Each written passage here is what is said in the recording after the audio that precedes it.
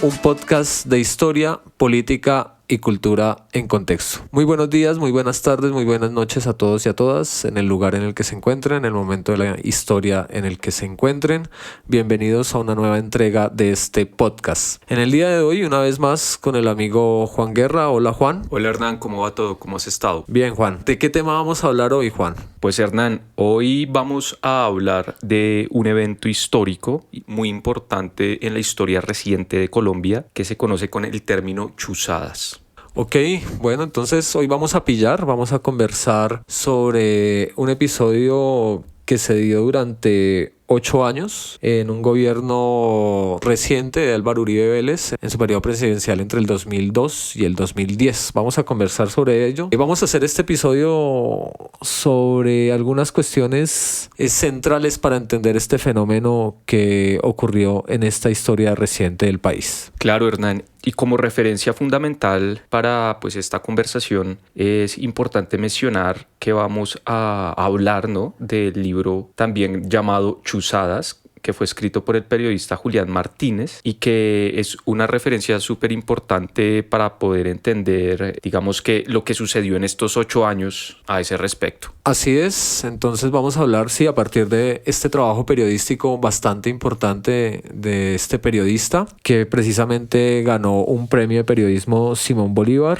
a Mejor Libro Periodístico en el año 2017. Es un trabajo bastante importante que pues ya ha tenido varias ediciones, que ha sido muy comentado, pero que queremos abordar en estas entregas para hablar de este fenómeno. Pero yo creo que lo primero entonces, Juan, para ubicar a nuestros escuchas en este podcast, es preguntarnos qué es el espionaje. Sí, porque el fenómeno de las chuzadas que menciona en su libro Julián Martínez y sobre el cual nos vamos a referir tiene que ver con el concepto de espionaje, pero hablemos un poco más a fondo de qué es el espionaje. Bueno, Hernán, es bien curioso porque el término espionaje pues tiene una connotación jurídica muy precisa y sin embargo en el libro de Julián Martínez, el libro se llama Chuzadas, 8 años de espionaje y barbarie. Entonces, ¿qué entendemos por espionaje? Entonces vamos a hacer esa diferencia, ¿no?, de lo que vamos a entender por espionaje, porque la tipificación jurídica es bien precisa y sin embargo pues nosotros vamos a hacer un uso común de la palabra espionaje. Entonces, ese uso común, ¿a qué se refiere? Pues espionaje es cualquier práctica o conjunto de técnicas asociadas a obtener información secreta, sea esta información de entidades o sea esta información de personas o de grupos. Digamos que en ese sentido vamos a entender el término espionaje. Sin embargo, Hernán, me gustaría mencionar esta otra tipificación jurídica porque dentro del ámbito del derecho lo que hizo el DAS no sería considerado como espionaje en sentido estricto, aunque suene curioso, ¿sí? Aunque suene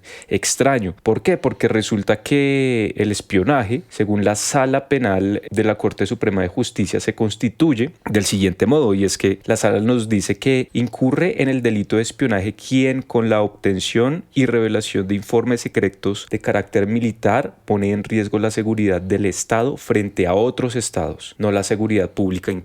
Entonces, Hernán, si te das cuenta, esta tipificación del delito de espionaje es muy precisa y en ese sentido, pues, lo que hizo el DAS, curiosamente o paradójicamente, no sería considerado espionaje bajo esta definición. Sin embargo, pues nosotros vamos a usar un término más amplio, el término más amplio y común que dijimos al inicio, y así es como vamos a entender, pues, el espionaje. Así es, Juan. Vamos a entender el espionaje acudiendo a un contexto bastante particular porque finalmente, aunque esto no tiene que ver con divulgar secretos de Estado, con entrar a revisar específicamente un caso en donde se haya develado información que es importante para una nación, sí hay un fenómeno de espionaje que pues vamos a acudir siempre al término de seguimientos ilegales, porque a partir de una policía secreta y a partir de un grupo creado dentro de esta policía que se llamó el G3, se hace el seguimiento ilegal sin autorización de ninguna instancia jurídica. Eso siempre se debe autorizar porque hay un proceso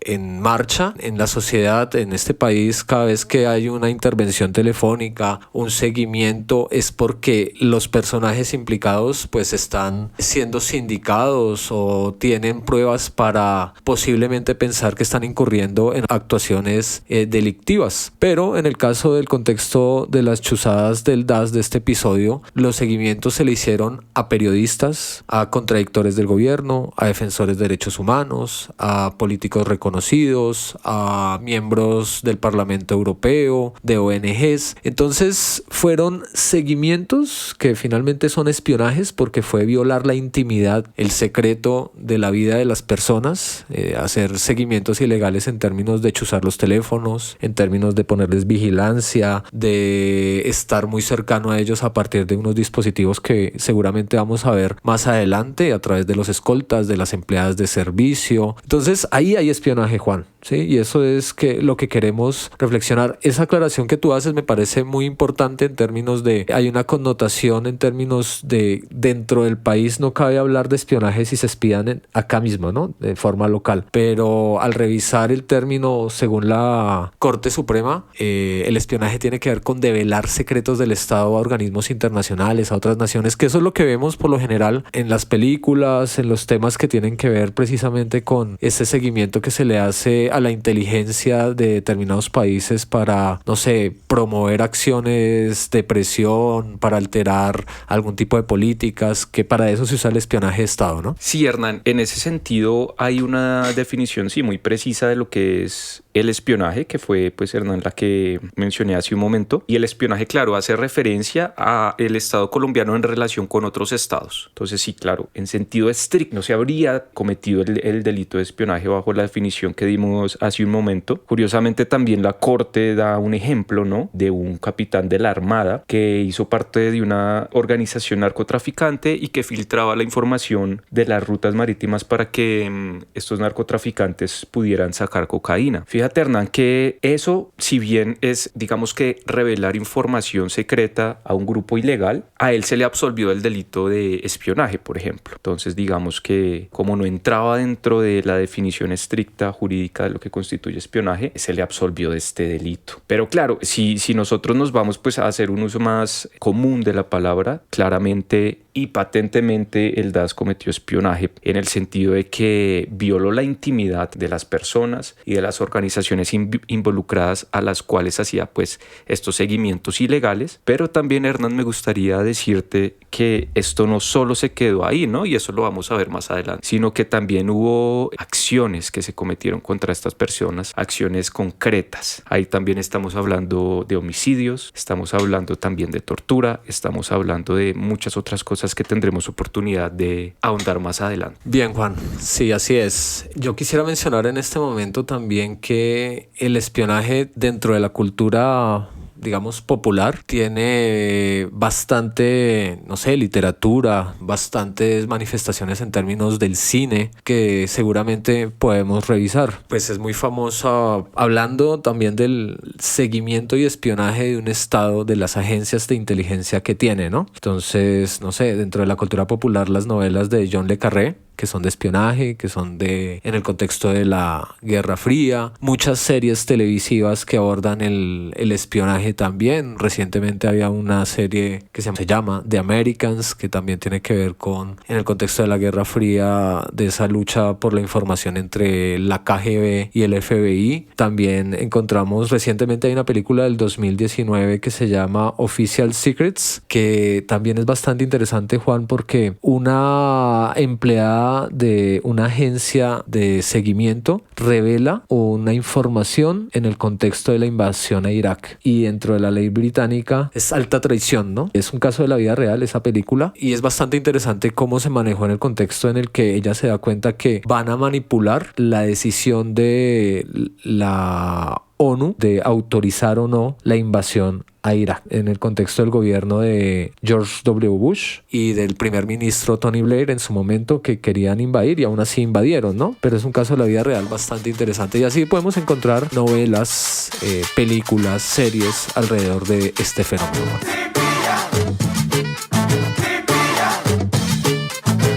Bueno, empecemos a hablar del DAS, Juan, para tener, digamos, un panorama para las personas que no conocieron este organismo, para las nuevas generaciones que no tuvieron cercanía con este fenómeno que fueron las chuzadas. ¿Qué fue el DAS? ¿O qué podemos mencionar puntualmente sobre este organismo de inteligencia que existió en Colombia hasta hace algunos años, Juan? Sí, Hernán, el DAS fue más bien, porque fue clausurado en 2011 a raíz pues de todos estos escándalos de las chuzadas cometidos en los dos gobiernos pues de Álvaro Uribe Vélez. Fue el organismo de inteligencia y contrainteligencia colombiano. El DAS, si bien Hernán tiene su origen en 1960, durante el gobierno del presidente Alberto Lleras Camargo, tiene unos antecedentes en 1953, porque en 1953, en el gobierno militar de Rojas Pinilla, se ordena la creación del Servicio de Inteligencia Colombiano, SIC, y en este año pues es donde se inaugura básicamente de manera oficial los organismos de inteligencia en Colombia. Y después, bueno, aun cuando el DAS viene siendo fundado en el 60, pues tiene este antecedente. Curiosamente, Hernán, pues digamos que podemos ver como dos relaciones interesantes, históricas. La primera es que el Servicio de Inteligencia Colombiano, el antecedente del DAS, se funda bajo un gobierno militar, bajo un gobierno de dictadura militar. Ese es un primer apunte interesante. Y un segundo apunte interesante es que ya el DAS como tal, que se funda en el 60, se funda un año después de la Revolución Cubana. Eso nos podría pues de pronto decir mucho acerca pues de quizás las motivaciones de que se haya refundado este organismo de inteligencia ya bajo la figura del DAS. Y básicamente el DAS es este organismo de inteligencia que supuestamente tenía como objetivo pues la preservación de la seguridad nacional, de la seguridad estatal, ¿no? En el 89, Hernán, el DAS sufre un atentado terrorista. Recordemos que hay un atentado que fue atribuido al cartel de Medellín, en el cual estalla una bomba que mata alrededor de 70 personas. Entre ellos existen pues funcionarios del DAS, ¿no? El objetivo pues era acabar con el entonces director del DAS, Miguel Alfredo Maza Márquez, que sale ileso de este atentado. Esos digamos que son como puntos clave en la historia del DAS, así de manera muy general. Y finalmente, otro punto importante que hay que mencionar ya pues es la disolución del DAS en 2011, a raíz pues de todas estas interceptaciones ilegales y todos estos crímenes que se cometieron y fueron probados y documentados, que fueron cometidos de 2002 a 2010. Sin embargo, Hernán, es bueno aclarar que estos actuares, que si bien son los que han sido más estudiados, más documentados acerca de las irregularidades que se cometieron por este organismo de inteligencia, previamente, Hernán, el DAS estuvo vinculado pues a otros hechos, ¿no? Por ejemplo, el caso del atentado que le hicieron a Ida Bella, ahí estuvo vinculado, por ejemplo, el DAS o agentes del DAS. Pero no solo en este caso se ha mencionado al DAS como cómplice, incluso también como responsable de estas acciones, sino también han existido muchos otros casos en la historia de Colombia que vinculan al DAS con eventos importantes. Por ejemplo, vamos a ver, Hernán, que el DAS está también vinculado a partir de uno de sus subdirectores con la muerte de Jaime Garzón, por ejemplo. También con la persecución y exterminio de la Unión Patriótica. Y esos son solo uno de los pocos ejemplos en los cuales podemos encontrar que el DAS estuvo involucrado, ¿no? Pero como veremos, ¿no? Parece ser que la naturaleza de policías secretas u organismos de inteligencia estatales es un poco oscura, difusa, ¿no? O que hay un actuar difuso, oscuro, clandestino y un poco pues como aterrador, diría yo. Sí, Juan, pues es bien interesante y particular fijarse cómo, por ejemplo, en el contexto de Latinoamérica, la policía secreta. O sea, las policías secretas, como lo hemos mencionado y como tú lo has dicho con el DAS, están adscritos a los gobiernos, ¿no? En el DAS específicamente a la presidencia de la República. Siempre estuvo adscrito, donde recibía órdenes directas. Y así en los diferentes países, ¿no? Cada país tiene un servicio de espionaje, donde están adscritas a su vez a agencias de inteligencia. Pero en Latinoamérica es bien curioso que han existido estas policías secretas secretas para actuar de manera ilícita en contra de quienes piensan en contra, de quienes están en desacuerdo con el gobierno de turno, ¿sí? En Latinoamérica pues hay casos, digamos, bastante particulares como el DINA en la dictadura militar de Augusto Pinochet, ¿sí? Eso era la Dirección de Inteligencia Nacional que entre 1973 y 77 fue responsable de numerosos casos de infiltración política, de violaciones a los derechos humanos, asesinatos, secuestros, violación, tortura. Eso pasó en Chile, por ejemplo, y esa fue la policía secreta. En Colombia también hay un antecedente con el DAS, que tú mencionabas recientemente en el contexto de la Unión Patriótica, por ejemplo, y es el F2, ¿no? El F2 que también era parte de este organismo y también tuvo su fama y unos atenuantes bastante importantes en su momento. En Argentina también hay una policía secreta, en el Perú está el SIN, en Venezuela también estuvo la Dirección de Seguridad Nacional. Bueno, así muy curioso que, pues sobre todo en Brasil, por ejemplo, en el contexto de las dictaduras militares, también se dieron policías secretas. El CIDE en Argentina, que mencionaba hace un momento Argentina, también, en el momento en que estuvo Videla en el 76, también persiguiendo a aquellos contradictores en su momento. Entonces eso que tú mencionas de esa especie de clandestinidad que tienen estas fuerzas que hacen parte del Estado y que deben servir para proteger al Estado en contra de amenazas de, no sé, otros países o de organismos en contra de la ley, de terroristas, pues terminan incurriendo en este tipo de acciones. Entonces, eso en el contexto latinoamericano, pero también existen varias policías secretas. La policía secreta, digamos, siempre ha estado ligada al poder. Eso, no sé, pensando históricamente, Juan, a mí me viene el recuerdo desde los zares en Rusia. En Rusia era muy importante como quién espía a quién y tener una red de informantes, y eso está siempre instaurado. De hecho, la KGB tiene ese antecedente de esas policías secretas desde Iván el Terrible o desde Pedro el Grande. En la época de Catalina, la zarina, también estaban, digamos, esos sistemas de información, y pues eso se va a configurar sobre todo en la Guerra Fría. En el medio de la guerra, de las dos guerras mundiales, sobre todo de la Segunda Guerra Mundial, vemos cómo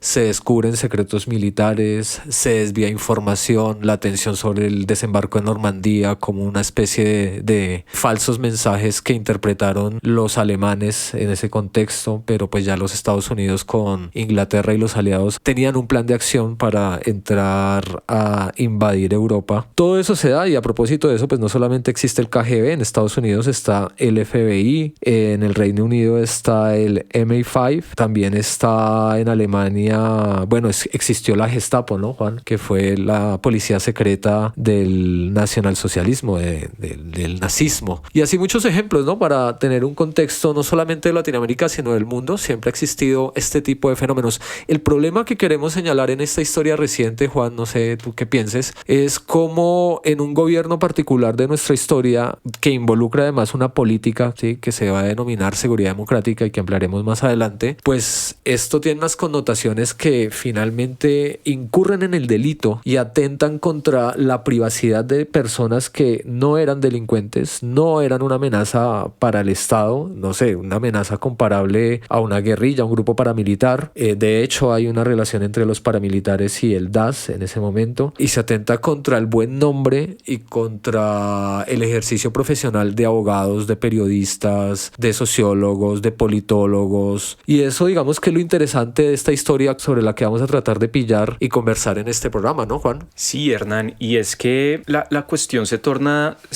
bien escabrosa, pensando en que estos seguimientos o estas interceptaciones ilegales que hizo esta entidad durante este periodo de 2002 a 2010 no solamente fueron eso, ¿sí? No solamente fueron atentar contra el derecho a la intimidad, que también es algo fundamental, ¿no?, e importante, sino que también marcaron puntos de acción, o hubo puntos bien delicados de acción en los que hubo decisiones donde se cometieron otro tipo de delitos. ¿Sí? Se cometieron homicidios, se cometieron secuestros, torturas, como ya lo hemos mencionado pues al comienzo. Y si uno se pone pues a indagar un poco, Hernán, sobre el actuar de esta entidad, pues se va a encontrar con un montón de relaciones bien extrañas y bien sospechosas que se dan no solo digamos que al nivel del interior del DAS, sino a un nivel político fundamental, porque hay personalidades importantes que estuvieron y que aún se puede decir que están vinculadas con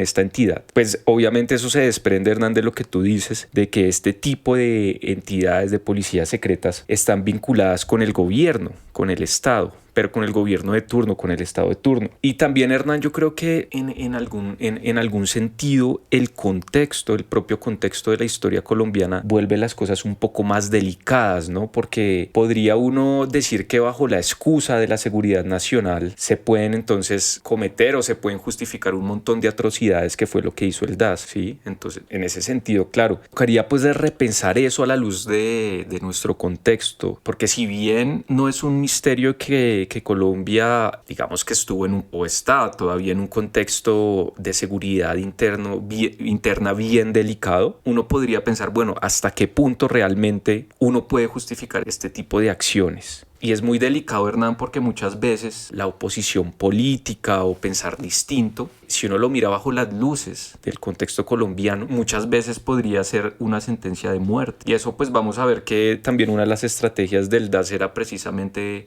la estigmatización. Y esta estigmatización tenía también unos propósitos y unos fines, y era señalar para que otros grupos tomaran acción también. Sí, Juan, así es. Sigamos hablando un poco del contexto de lo que significan las chuzadas, de lo que significan los seguimientos ilegales, de la importancia de este episodio en la historia reciente de Colombia. Yo quisiera que empecemos a hablar ya de la investigación de Julián Martínez, pero me quiero detener, Juan, en el prólogo. El prólogo lo hace el jurista Ramiro Bejarano. Sabemos que es una persona bastante importante en términos del ejercicio de la opinión en Colombia, que precisamente fue director del DAS en un gobierno, creo que fue en el de Ernesto Samper, pero a mí me llama la atención, sobre todo por el valor documental de este libro, pues una sentencia que él dice al final del prólogo, y dice que estas páginas deberían ser lectura obligada en las universidades y centros de pensamiento. No para que crezca más la polarización y el odio, sino para que las nuevas generaciones de una vez y por todas aprendan lo que ocurre a una nación que extravía en el manejo de la inteligencia y no se aventuran a que esta desgracia se repita en el futuro. Entonces a mí me parece fundamental también cómo Ramiro Bejarano le da una connotación fundamental a este texto, a este trabajo periodístico que está muy bien documentado, que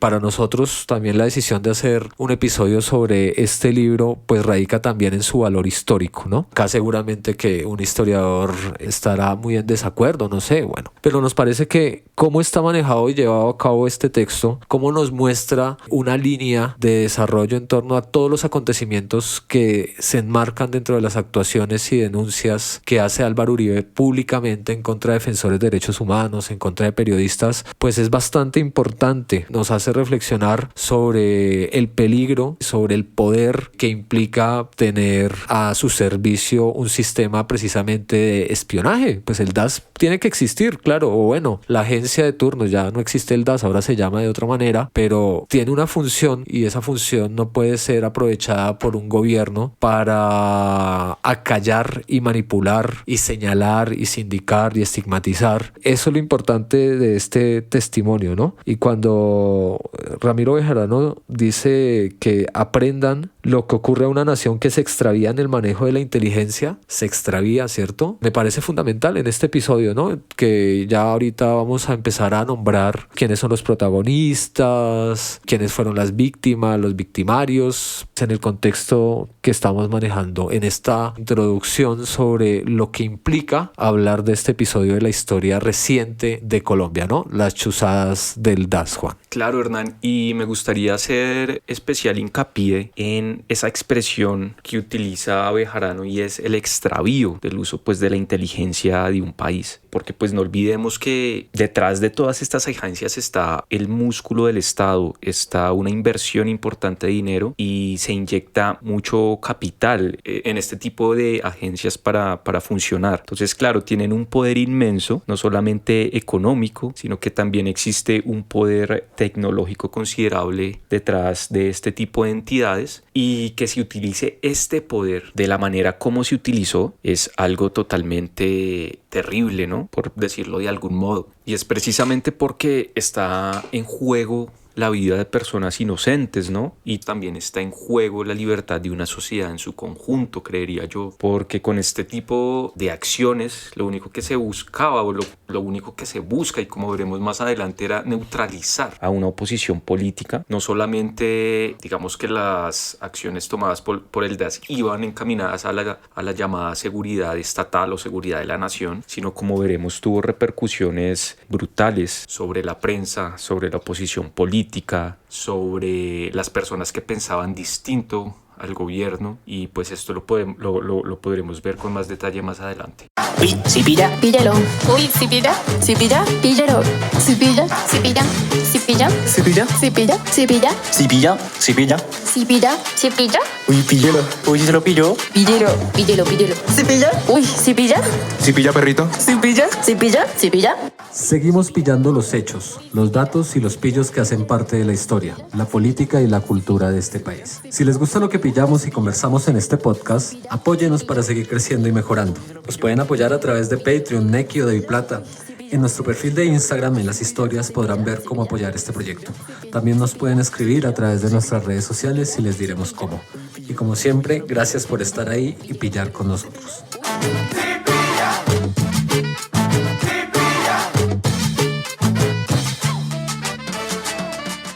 Bien, Juan, hablemos entonces ahora de la conexión que podemos hallar en este documento, en este escándalo también, en este hecho histórico. ¿Cuál es la relación entre el presente reciente y este hecho de ese pasado, de esa primera década del 2000, que tiene que ver con el seguimiento ilegal a personas, que está en un contexto determinado? Bueno, yo quisiera mencionar, Juan, en el libro de Julián Martínez encuentro hechos que me llaman la atención, ¿no? Y que son bastante actuales, y es, por ejemplo, como en el libro señala un fraude electoral que se da en el año 2002 para las elecciones presidenciales y para las elecciones legislativas. Recordando que hasta hace muy poco estábamos en ese debate también de un posible fraude electoral, de cómo se han dado otros fraudes electorales a lo largo de la historia, pero este tiene que ver sobre todo con lo tecnológico. Y en el libro encontramos un personaje que se llama Rafael García, que en una entrevista que le concede a la revista Semana el 4 de abril del año 2006, también estamos hablando de otra revista Semana, claramente, no la que tenemos hoy, le contó a esta revista los secretos que escondía el DAS durante la dirección de Jorge Noguera, y cómo él, como ingeniero, elaboró un programa de cómputo que sirvió para alterar los resultados electorales en los departamentos en que Jorge 40 trazó como objetivo político pues que triunfaran determinados candidatos ligados a las Autodefensas Unidas de Colombia, es decir, en La Guajira, en el Cesar, en el Magdalena y norte de Santander. Acá abro comillas del testimonio de Rafael García, que dice: se organizó un fraude electoral para llevar a unos candidatos de preferencia del bloque norte de la SAUCE al Congreso, cierro comillas. Esa declaración pues evidentemente la tomó la Fiscalía, evidentemente fue parte de ya el proceso legal que condenó a estos protagonistas en el marco de lo que significaron las chuzadas. Ese es un hecho que creo que vale la pena tener en cuenta. ¿Qué otro hecho podríamos tomar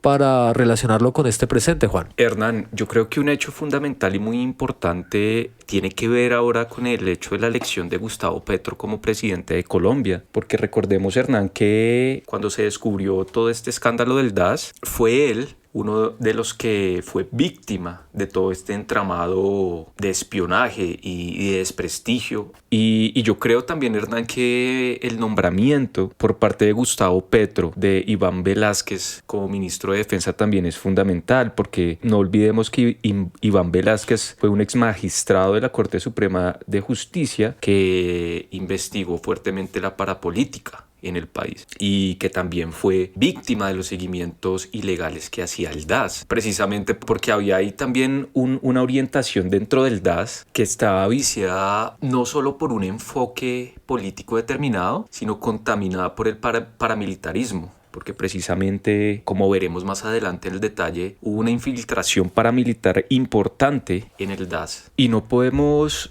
olvidar tampoco a Iván Cepeda Castro, ¿no? Que actualmente pues es presidente de la Comisión de Paz del Senado, que también fue víctima de el DAS, no solamente por los seguimientos ilegales que le hicieron, sino también por las estrategias de desprestigio de las cuales fue víctima. O como el caso de Alirio Uribe Muñoz, que actualmente funge como senador por el partido Polo Democrático y que cuando era director del colectivo de abogados José Alvear Restrepo también fue víctima de seguimientos ilegales por parte de esta entidad. Y así pues podríamos seguir encontrando relaciones de esta agencia de inteligencia con la realidad actual política de Colombia. Bueno, y un último hecho para este pasaje de nuestro podcast tiene que ver con mencionar que en el año 2004, esto también a partir de la investigación de Julián Martínez, la Comisión Colombiana de Juristas presentó un informe sobre los casos de violencia contra jueces, abogados y funcionarios judiciales. Sí, en el cual se reportaron 75 hechos entre asesinatos, amenazas y hostigamientos. El 36% de estos ataques, es decir, 22, fueron cometidos contra defensores de derechos humanos, en los que existen elementos para deducir que las agresiones son consecuencias directas del ejercicio de la abogacía. Esto tiene una conexión, me parece que al día de hoy esto se incrementó, sobre todo durante el gobierno reciente de Iván Duque Márquez, y cómo desde ese momento, desde el marco de la seguridad democrática, Colombia sigue sufriendo y en un incremento cada vez mayor el asesinato de defensores de derechos humanos, que por la mayoría de veces pues hay abogados en este ejercicio de defender a las personas, de defender el medio ambiente, de cómo también pues se ejerce una persecución a la justicia. Creo que este es un hecho también que podemos encontrar interesante en términos de la actualidad, cómo es un problema que enfrenta el nuevo gobierno también, si se quiere, cómo pues eso depende también de el cambio fundamental que tiene que haber en términos de una política que tenga que defender a las personas, en este caso pues a estos defensores de derechos humanos, que pues finalmente son víctimas de esas bandas ilegales, de estos movimientos que viven en el Estado a partir del narcotráfico y del ejercicio de la violencia, ¿no? Yo creo que eso para este apartado sobre esos hechos. Juan ha mencionado ya cómo hay una conexión con protagonistas que vamos a mencionar en este episodio, que al día de hoy pues ya están, pues nos da es como una perspectiva diferente sobre cómo después de vivir este flagelo de las chuzadas, de haber sido perseguidos políticamente, pues tienen todavía una vigencia y una participación política, y eso nos da para empezar a hablar, Juan, de en qué marco se dan estas chuzadas. Esto se da en marco de algo que se denominó en su momento la política de seguridad democrática, una de las banderas del gobierno del expresidente Álvaro Uribe Vélez, ¿sí? Algo que en su momento fue muy apoyado no solamente por la clase política, sino por parte de la sociedad, pero como lo ha demostrado la historia, los hechos, las investigaciones, la seguridad democrática tuvo grandes fracasos, también seguramente aciertos, pero los grandes fracasos nos interesan porque finalmente atentaron, primero, contra la imagen de una institución, que fue el DAS, segundo, contra la humanidad, la persona de muchos actores de la sociedad bastante importantes. Y hablemos un poco de la seguridad democrática, Juan. ¿Qué fue la seguridad democrática? Pues, Hernán, básicamente la seguridad democrática fue la propuesta política con la que Uribe convenció al país para que lo eligieran como presidente de la República por 2 periodos consecutivos. Esto después pues de una modificación a la constitución política, que no olvidemos que la reelección era prohibida por la constitución política para entonces. Pero básicamente, bueno, volviendo como un poco a la cuestión de la seguridad democrática, el objetivo último pues era acabar con las organizaciones armadas ilegales. El objetivo último es la seguridad democrática, pero este acabar no es un acabar en un sentido pacífico, ¿no? Claramente aquí se buscaba una derrota militar de las organizaciones armadas ilegales, especialmente de las guerrillas. Y pues para entonces no es un misterio que la guerrilla de las FARC tenía una fuerza militar importante en Colombia, revolucionaria y una influencia importante en el país, y digamos que de los años 90 venía de un fortalecimiento importante, ¿no? Entonces precisamente la política de seguridad democrática iba pues en contra de estos grupos armados, concreto también podríamos decir que de las FARC, y estaba articulada en 6 líneas de acción, como se llamaron. Entonces digamos, una primera línea de acción consistía en la coordinación, Hernán, Leo, de todas las actuaciones del Estado a través del Consejo de Seguridad y Defensa Nacional y la Junta de la Inteligencia Conjunta. En esta primera línea de acción, Hernán, podemos encontrar entonces diría yo, una justificación política del actuar del DAS. Una justificación política de lo que pasó en los años siguientes. Por otro lado, Hernán, se pretendía el fortalecimiento del sistema judicial y de las instituciones armadas y de seguridad. Entonces, en este sentido, pues claro, acá también hay una justificación política de ciertos sistemas, especialmente, diría yo, de la justicia penal militar. Pero también esto tiene un montón de implicaciones, dado el contexto, pues, colombiano, y como se descubrirá más adelante, este horror de los falsos positivos, que básicamente eran ejecuciones extrajudiciales y que muchas veces quedaron en la impunidad, y que solo hasta ahora se está revelando la verdad de estos hechos, precisamente porque había una especie de fortalecimiento de la justicia penal militar. Entonces estas investigaciones tampoco es que fueran a prosperar en un contexto de una política de este tipo, creería yo. En un tercer eje encontramos la recuperación y consolidación del control del territorio nacional, porque pues no es un misterio que para entonces la movilidad en las carreteras pues era un poco insegura en el país. Por una cuarta parte, también se pretendía la eliminación del negocio de las drogas ilícitas, ¿no? Y esto pues en conjunto con el gobierno de Estados Unidos. En un quinto punto se encuentra la protección de las personas y la infraestructura, y finalmente se pretendía la comunicación de las políticas estatales a la población en lo que se llamó los consejos comunitarios, ¿no? En donde pues Uribe se reunía con las comunidades y les comunicaba las políticas, etcétera. Esto digamos que es algo muy conocido en ese periodo. Pero claro, en ese marco de la política de seguridad democrática, no olvidemos que se gestó todo este entramado oscuro que se conoció posteriormente como chuzadas, y que involucraba también esa infiltración del paramilitarismo en las agencias de inteligencia estatales, una especie de justificación política para lo que sucedió, y de alguna manera eso fue un terreno de abono para todas las atrocidades que se cometieron en ese periodo. Entonces ahí tenemos esos elementos que tú mencionas, esas líneas de acción de lo que configuró la seguridad democrática, que finalmente fue una política de Estado, donde yo creo que también sería importante revisar esa denominación, ¿no? Seguridad democrática. ¿Qué tan democrática fue esa seguridad? Si lo democrático es que fue amañada, si fue para todos. Y bueno, eso en el marco del gobierno de Álvaro Uribe, que evidentemente le dio más prioridad a la acción militar que al diálogo y la concertación, y como vamos a ver a partir de el fenómeno de seguimientos ilegales, no hubo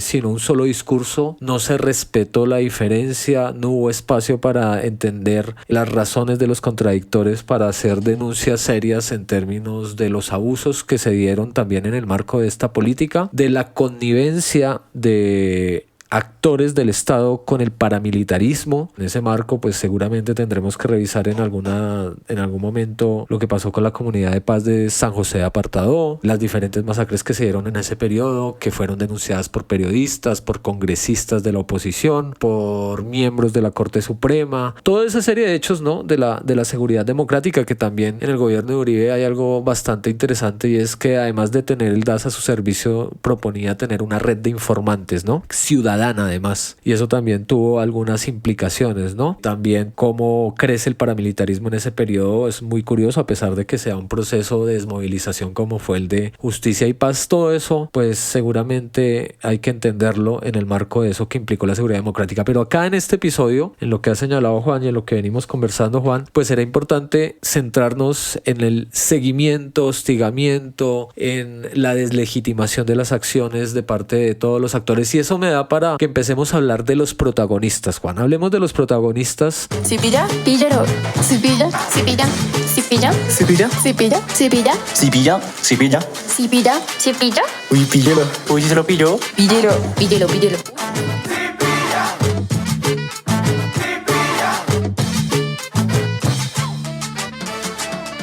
¿Quiénes son? Nombremos los protagonistas de esta historia, de este episodio de las chuzadas. Hablemos de los protagonistas en términos de los victimarios y las víctimas. ¿Por dónde empezamos, Juan? ¿Victimarios o víctimas? Pues Hernán, te propongo que empecemos por los victimarios. Las víctimas son innumerables, como veremos. Son muy importantes en esta investigación que hace también Julián Martínez. Un primer victimario fue Jorge Aurelio Noguera Cot. Él es un abogado de la Universidad Javeriana y para entonces, en el primer periodo del gobierno Uribe, fue nombrado como director del DAS. Es básicamente en su dirección que se destapa este escándalo de las chuzadas y posteriormente fue condenado a 25 años por los delitos que cometió. Fue encontrado culpable por concierto para delinquir y homicidio en calidad de autor mediato, es decir, de determinador. Otro personaje importante que tenemos que mencionar es el nombre de José Miguel Narváez. Este personaje nos lo encontramos una y otra vez en el libro de Julián Martínez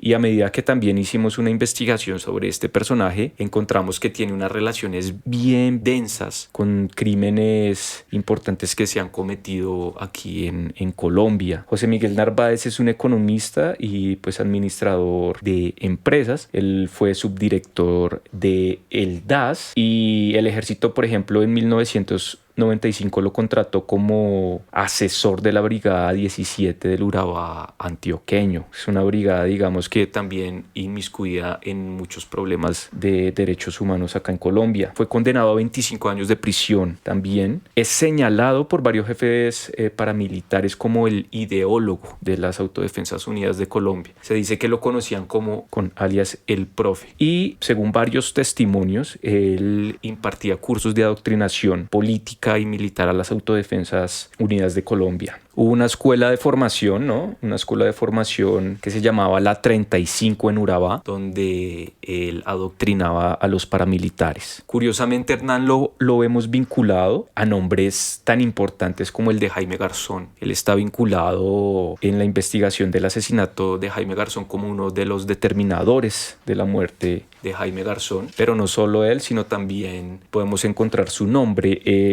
vinculado con la muerte de el padre de Iván Cepeda Castro, es decir, de Manuel Cepeda. Otro nombre importante que aparece también en la investigación es el de Fernando Ovalle Olaz. Él es un economista y comunicador social de la Universidad Santo Tomás, ¿no? Fue también alumno de José Miguel Narváez en unas clases que él daba en la Universidad Santo Tomás sobre guerra política. Y Fernando Bayolás fue el director del grupo Inteligencia G3, ese grupo ilegal del cual tendremos oportunidad de hablar más adelante, que se encargó de los seguimientos ilegales que hizo el DAS durante este periodo. Otro nombre muy importante es el de María del Pilar Hurtado. No olvidemos que ella fue también directora del Departamento Administrativo de Seguridad del DAS desde agosto de 2007 hasta el 2008. A ella la nombran como directora, pero a ella la nombran como directora después de que se conocieron todo este escándalo de las chuzadas y la condenan. Incluso después de haberse destapado toda esta olla podrida de las chuzadas con la dirección de Noguera, a María del Pilar Hurtado también la condenan. Ella escapa en 2010, pide asilo político al gobierno de Panamá. Ella escapa y permanece allí hasta el 2015. No olvidemos que la Interpol emitió una circular roja para la captura de María del Pilar Hurtado. En 2015 ella se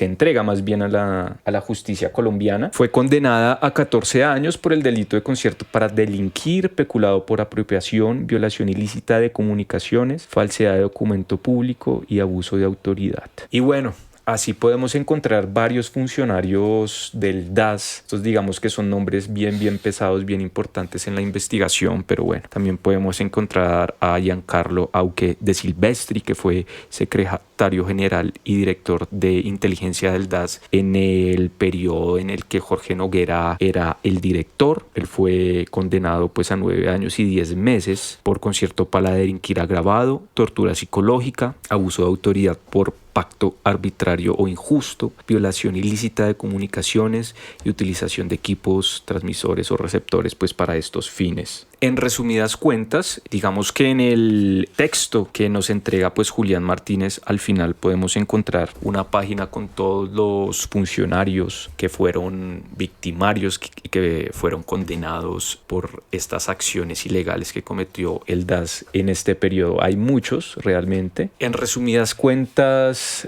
podemos encontrar en esta lista a más de 30 funcionarios, o alrededor más o menos de 30 funcionarios condenados por estas acciones del DAS en este periodo. Bien, Juan, en este Sí Pilla acabamos de escuchar cuáles fueron los victimarios, es decir, las personas responsables de este sistema de espionaje, de seguimientos ilegales. Y ahora hablemos pues de las víctimas, ¿sí? Ya Juan creo que nos ha dado un panorama bastante amplio de los personajes centrales que estuvieron vinculados al funcionamiento del DAS, al grupo de seguimiento ilegal llamado G3. Uno no podría hacer esta acusación al día de hoy, pero evidentemente algo que sí menciona Julián Martínez en su trabajo es cómo sí había una conexión entre la presidencia de la República y el grupo G3, cómo evidentemente existían algunos mensajes que daba Uribe a través de algunas intervenciones en eventos públicos que parece ser que eran casi que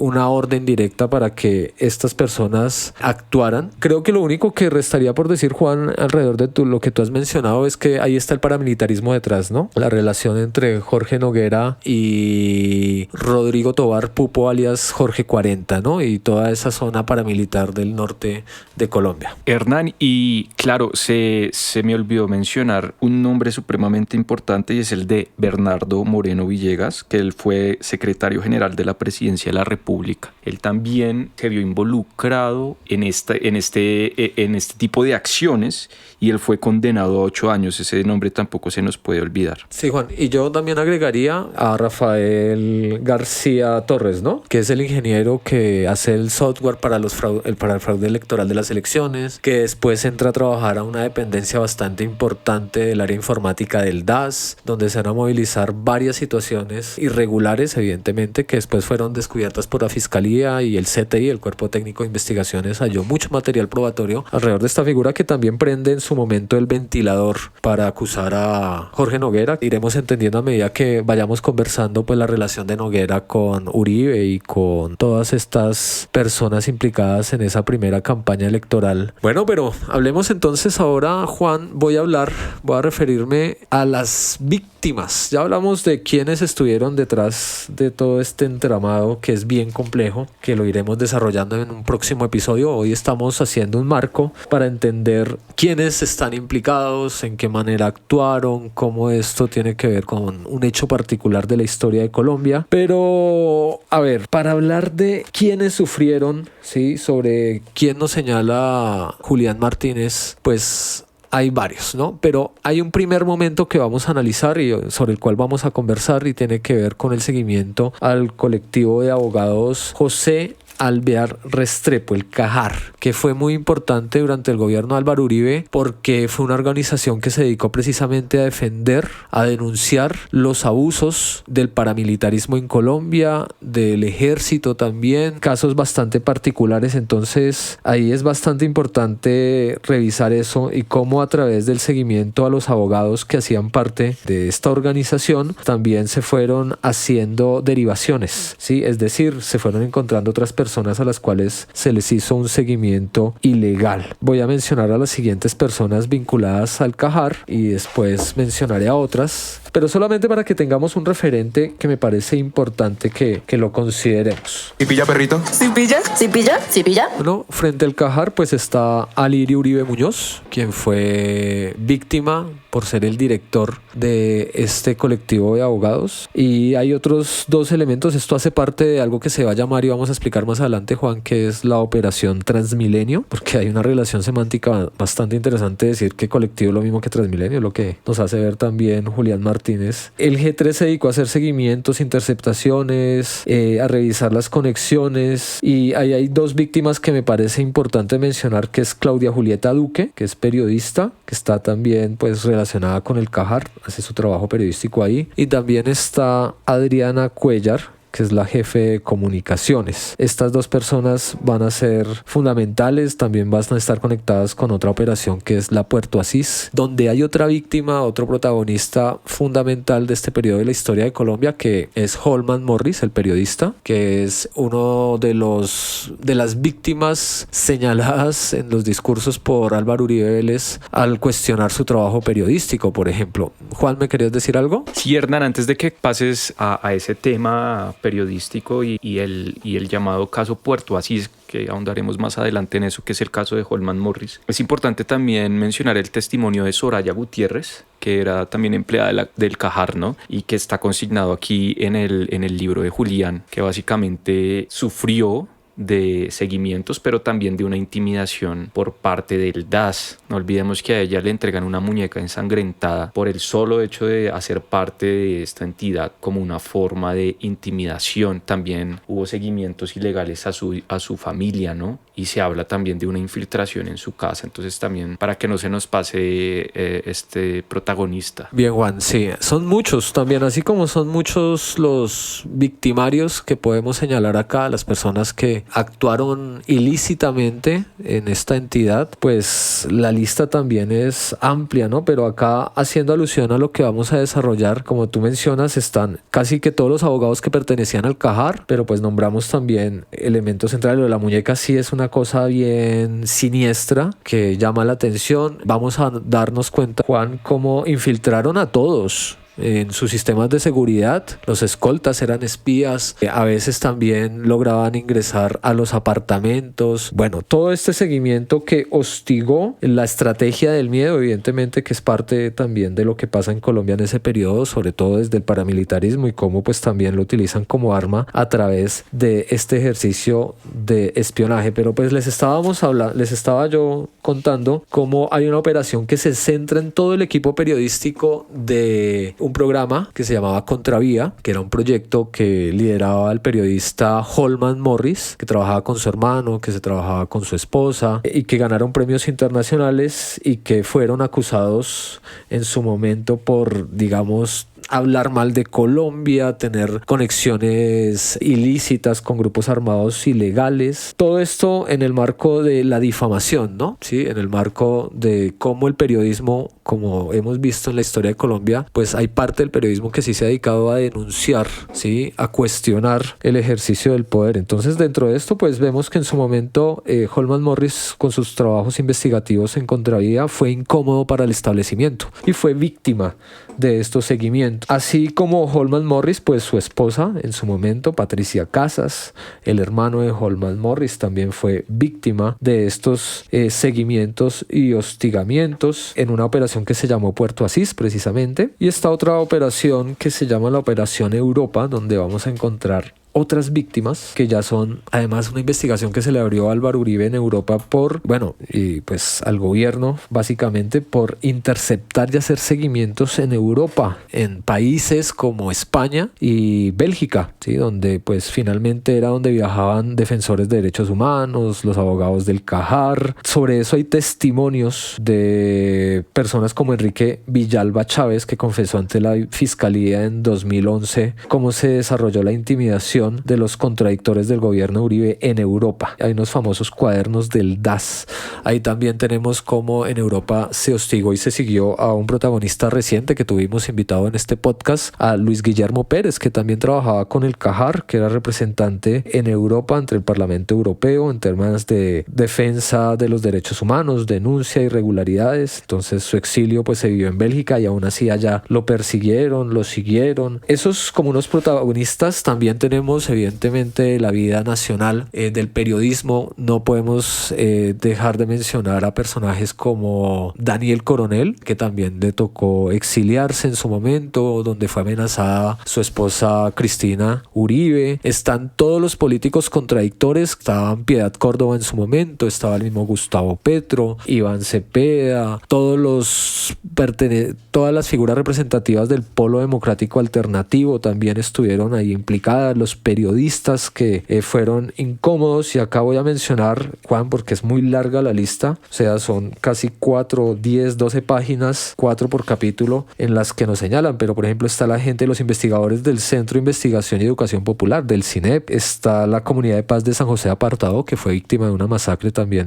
durante el gobierno de Álvaro Uribe, está la Minga, está Indepaz con sus funcionarios, con las personas que son cabezas de estos procesos, el periodista ya desaparecido, gran escritor Alfredo Molano Bravo, que era sociólogo y columnista del Espectador en su momento, Carlos Arturo Lozano Guillén, que fue el director del semanario Voz, Antonio Sanguino Páez, que era director ejecutivo de la Corporación Nuevo Arcoíris. También está el que hasta hace poco fue funcionario representante para Colombia y América Latina, José Manuel Vivanco. Él fue también víctima, era pues un representante de la comunidad internacional, de un organismo muy importante. Bueno, es que la lista es larguísima. El mismo presidente actual de la República de Colombia, Gustavo Petro Urrego, Rodrigo Uprime Yepes, magistrado auxiliar de la Corte Constitucional, el mismo actual ministro de Defensa, Iván Velázquez, Patricia Iriza, que era directora de la Corporación Colombiana de Teatro. Víctimas internacionales hay una lista, sí, acá está, ya lo mencionaba, José Miguel Vivanco, está Marieta Cero, asistente de la Cancillería Británica, Cecilia Orozco Tascón, que pues también directora actual de Noticias 1. Así hay una lista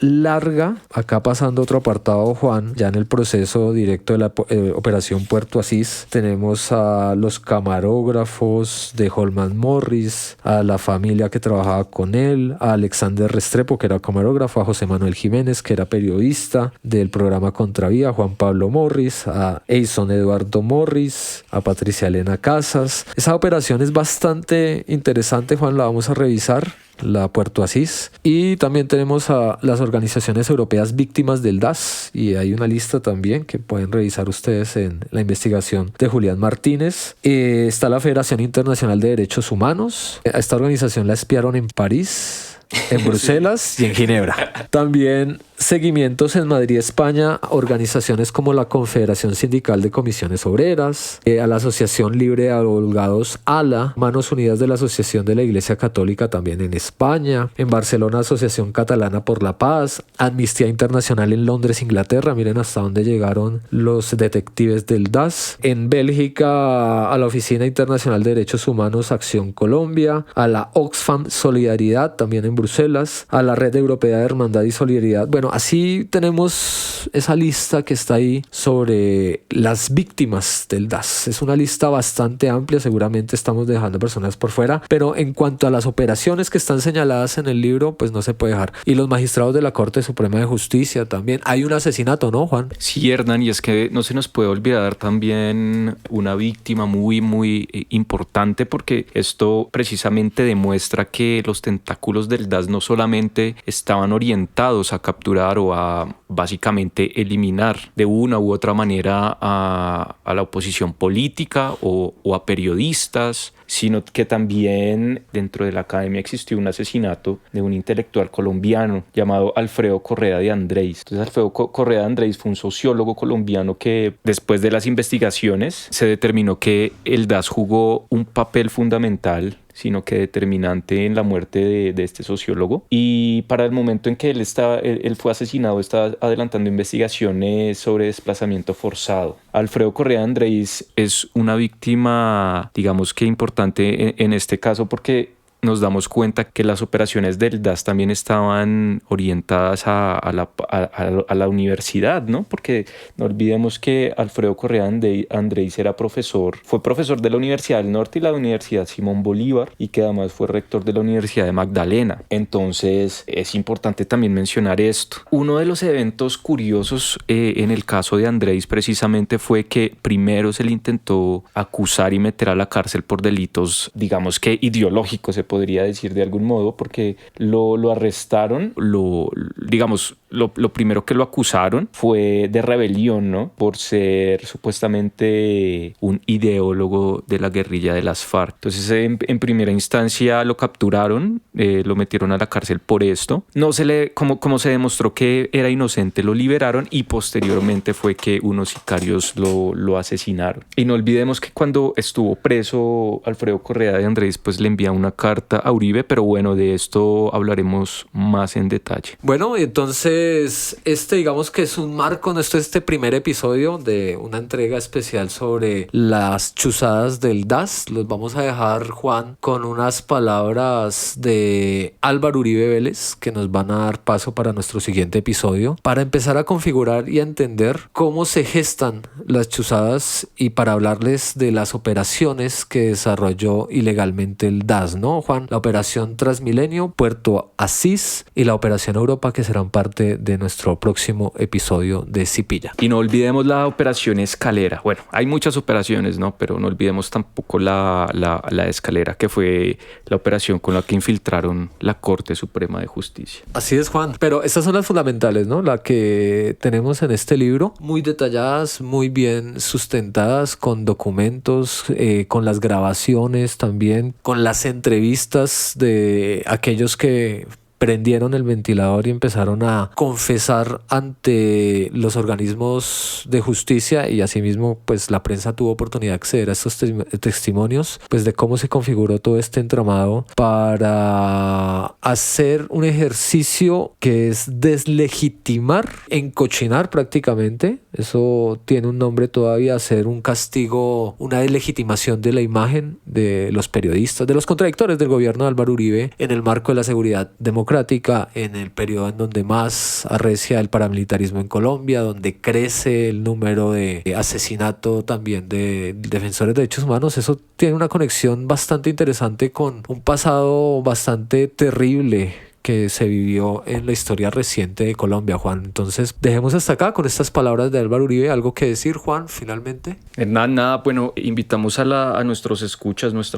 que estén pendientes de la próxima emisión, donde ahondaremos más en los detalles de las operaciones que acabamos de mencionar y tener en cuenta eso, ¿no? Que muchas veces hay decisiones políticas que pues generan ciertos efectos en la vida, en la historia de una nación. ¡Politiqueros!